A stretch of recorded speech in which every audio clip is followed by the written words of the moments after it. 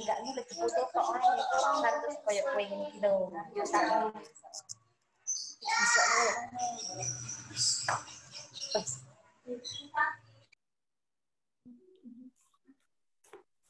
Baik, kita lanjut pada materi yang kedua atau pertemuan yang kedua. Tema pertemuan yang kedua.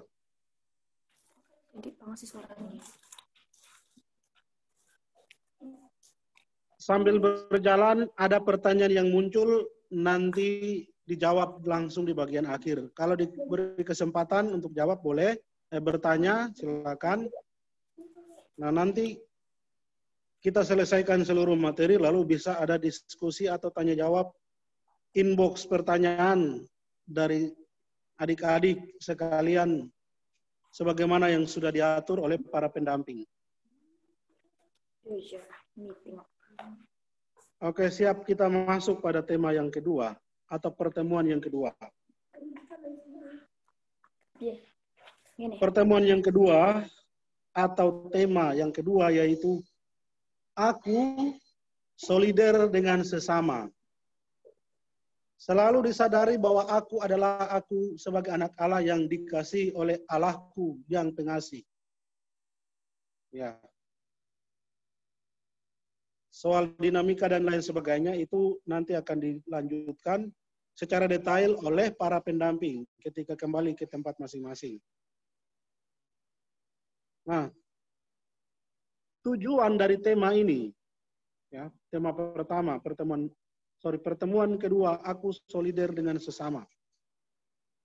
Tujuannya yaitu aku sebagai anak Allah mengenal Yesus sebagai anak manusia, Raja yang berkuasa, menerimanya di surga atau menerima aku di surga.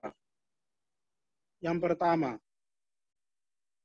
Tujuan yang kedua, aku sebagai seorang anak Allah, ya, menyadari bahwa aku adalah hamba-hamba Yesus yang setia.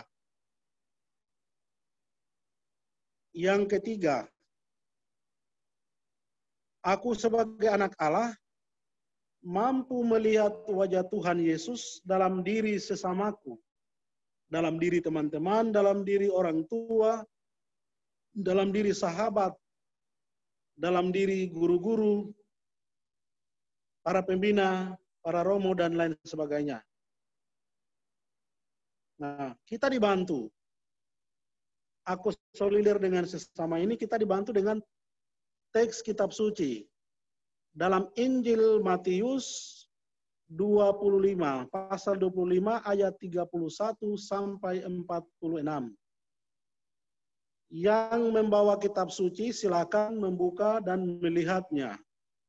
Kita tidak membacakan teksnya di sini secara keseluruhan, tetapi akan ditunjukkan inti pesan teks ini berbicara tentang apa.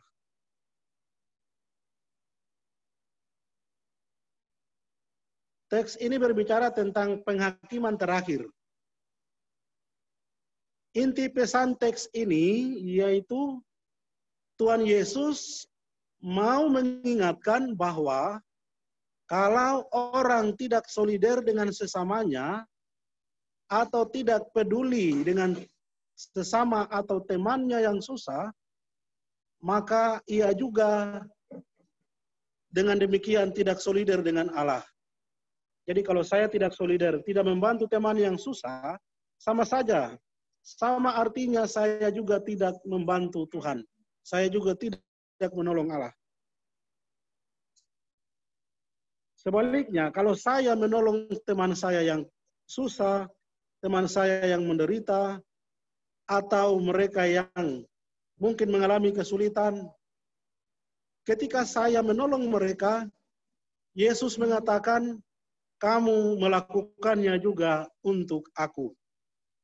Ya, Yesus mengatakan inti dari bacaan ini yaitu kalau kamu melakukan hal yang baik kepada salah seorang yang paling hina ini, kamu juga melakukannya untuk aku.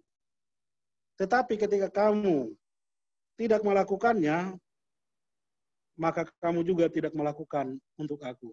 Ketika aku di penjara, kamu melawat aku. Ketika aku lapar, kamu memberi aku makan. Lalu orang-orang bertanya, Tuhan, sejak kapan engkau lapar dan kami memberi engkau makan? Sejak kapan engkau di penjara dan kami datang menjenguk engkau? Yesus mengatakan, ketika teman-temanmu sementara sakit dan lapar kau memberi mereka makan, maka kau sudah melakukannya. Engkau sudah melakukannya untuk aku. Maka kita yang melakukan itu akan ditempatkan di sebelah kanan, di kelompok domba-domba.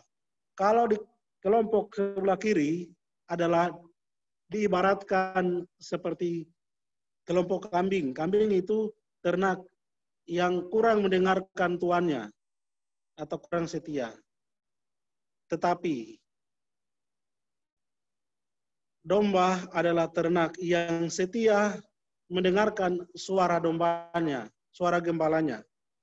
Maka kita kalau melakukan ini dengan baik, solider dengan orang lain, maka intinya kita menjadi anak Allah yang akan bersama-sama dengan Allah di dalam kerajaan Allah.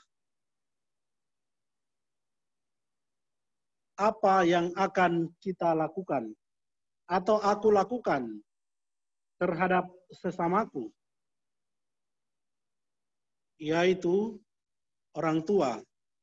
Pertama, guru-guru, teman-teman, bisa ditambahkan siapa yang Anda maksudkan dengan sesama. Bisa ditambahkan siapa-siapa saja. Kenalan di Facebook, kenalan di WA, atau yang lain-lain. Sahabat di mana Anda bisa, kalau itu menjadi sahabat yang baik, boleh bagaimana caranya. Tapi intinya orang-orang terdekat yang ada di sekitar Anda lebih dahulu diutamakan untuk mencintai mereka dengan tindakan nyata, mengasihi mereka,